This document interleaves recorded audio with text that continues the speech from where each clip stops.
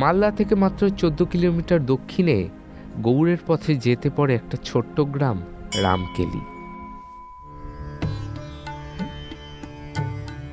বৈষ্ণবদের গুপ্ত বৃন্দাবন হিসেবে পরিচিত এই রামকেলি মন্দিরে স্বয়ং চৈতন্যদেব এসেছিলেন এবং তার পদযুগলের চিহ্ন এখনও এখানকার মন্দিরে রাখা আছে।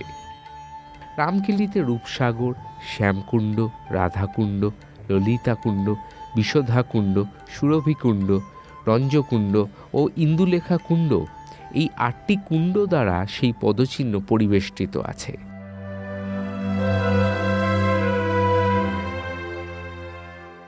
এছাড়াও এই স্থানে আছে মদনমোহনজির আরও একটি সুন্দর মন্দির। এখানে প্রতি বছর জ্যৈষ্ঠ সংক্রান্তির দিন থেকে শুরু হয় বিরাট রামকেলির মেলা। এই মেলায় পশ্চিমবঙ্গের বিভিন্ন প্রান্ত থেকে আসা ব্যবসায়ীরা তাদের পসরা নিয়ে বসে।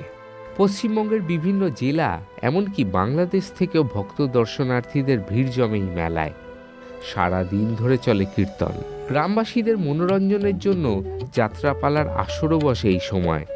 ধর্মীয় তাৎপর্যের দিক থেকে মালদায় দেখার সেরা জায়গা হিসেবে রামকেলি গ্রাম যথেষ্টই গুরুত্বপূর্ণ একটি স্থান।